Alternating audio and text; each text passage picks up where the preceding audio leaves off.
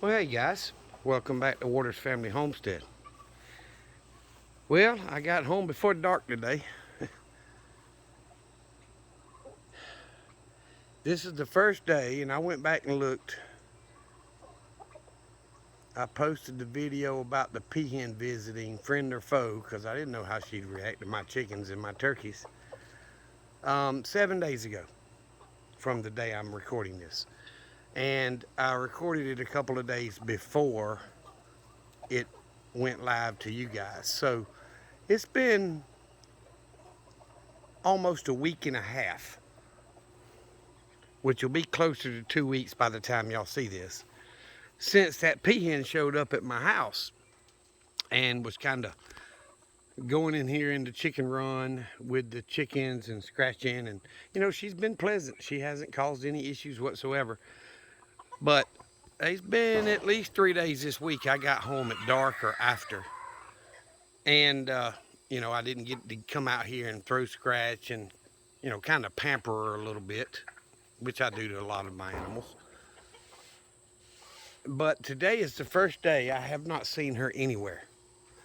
I've looked on top of my buildings. I've looked in the tree she roosts in, and it's too early for her to be roosting. I've walked around the house. I don't see any signs of the peahen here today. So I don't know. Maybe she went back home, or maybe she decided to go elsewhere. The friggin' weeds are taking over in the garden, and there just ain't a whole lot I can do about it. That ground's hard as a rock. So I'm going to have to do raised beds if I want to do any kind of in-the-ground crop like potatoes, sweet potatoes, white potatoes, red potatoes, whatever. If it grows in the ground, I'm going to have to do raised beds. So that means I need to move the greenhouse up the to-do list. But I do have quite a bit of corn that's starting to come up. Some of it's already got the silk hanging out of it, and, not much, but there's a few out there that are almost ready to pick. So I'm going to turn the sprinkler on in the fruit orchard first this evening because it needs watering. I haven't had a significant amount of rain, at least while I've been home, in about a week. So even though I'm not getting any fruit off of this thing, I need to turn the sprinkler on, and I'm going to turn it on and let it run for about an hour. And hopefully the chickens will, go back to the other side. If not, they're going to get wet. But anyway, I'm kind of disappointed. The peahen's nowhere around. But you know what? She wasn't mine. She was visiting. So I guess the week and a half to almost 2 weeks visit's over with, which is fine with me. But there's a little bit of breeze, but the breeze is kind of high. I don't know if y'all can tell on camera, but if you look, the trees 15 feet or lower really aren't even moving. But if you get up above that, some of the top of the trees is moving from the breeze a little bit. But let's see if I can zoom in here. See the tree up there blowing just a little bit. Pine trees waving. But it's, not constant. But the bottom down here, it ain't nothing moving. It's still, the humidity is about 95% right now.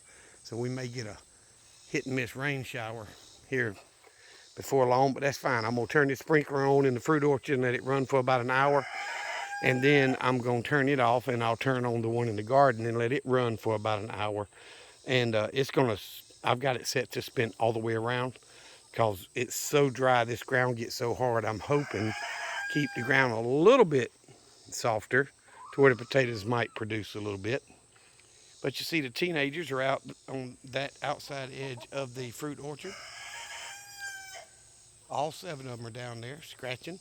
They're just about sized to start laying. But I had something I hadn't had happen now. I did get home after dark, so a couple of these could have been from yesterday.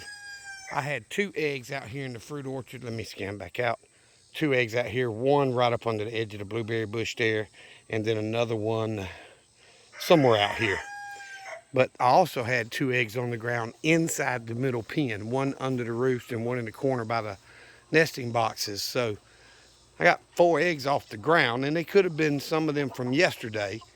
But I also got 10 eggs out of the nesting box today. But I only got 7 eggs yesterday. But with that being said, last night I also picked up an egg out of the first pen that was on the ground, but it did not have a shell. It was just the bag. And matter of fact, that's probably the remnants of it there. I threw it over here over the fence. So it was just a bag with the egg inside. There was no shell to it at all. And I've had one or two of those over the years. I'm thinking it's probably a young hen. But either way, the chickens are doing pretty well. I wish I had the time and the help to come in here and put those Cornish cross in freezer camp. At least those 10, if not the blue Orpingtons with them, at least those 10 Cornish cross. Boy, they are active today. But they need to go to freezer camp. Some of them are so big and they just waddle around.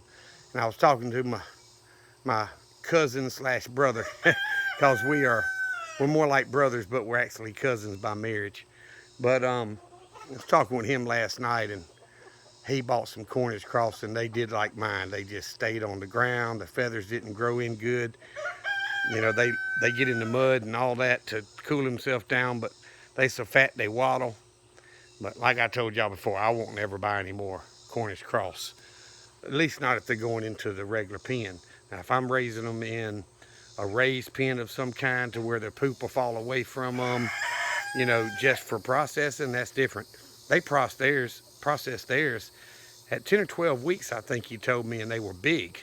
Mine are more like 16 weeks. So they definitely need to go to processing camp, you know.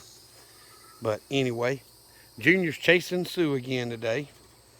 I saw him chase the blue Orpington, old Blue, a little while ago. But he chased Sue while I was right in there next to him, and I kicked him in the butt. Not hard, just enough to get his attention.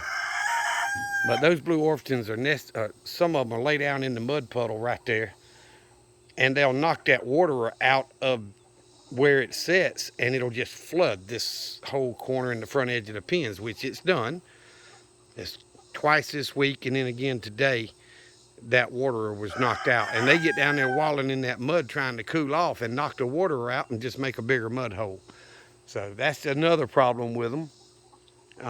It's time to put them in the freezer camp. So I don't know, I might get a wild hair up my tail and do something tomorrow, but I really doubt it. I haven't had a whole day off in a couple of weeks, so I'm probably not going to do much Saturday. So I thought I'd do this video for y'all, show you, tell you, you know, the peahen's gone, but hey, she wasn't mine anyway. Maybe she went home. But all the chickens are doing well. The turkeys are doing well. The roosters are being extremely vocal. And here in Southwest Georgia, with this 90 to 95% humidity, temperature's been running into mid 90s with a heat index of around 107 and higher. It's been rough. We've been wide open at work. All right, Junior, I heard you. So anyhow, I need to get in there and pick up the baby chick feeders and stuff that they've knocked down and do some of that. But it's going to have to wait till it's a little bit cooler. So I'm going to get off here, guys. If the peahen shows back up, I may do a little quick video on it and add it on here for you guys. But right now, it's just me and the chickens and the turkeys, and I don't know. Excuse me.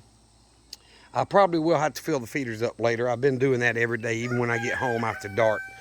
But either way, it is way too hot and humid out here to be working in the yard. It's got to get just about dark to make it cool enough to do anything. So I need to do something with the lawnmower, or my grass is going to be taller than my house before it's over with. Y'all remember what I always tell you. Jesus loves you, and so do I. Y'all be safe. Look how tall that grass is. Be prepared.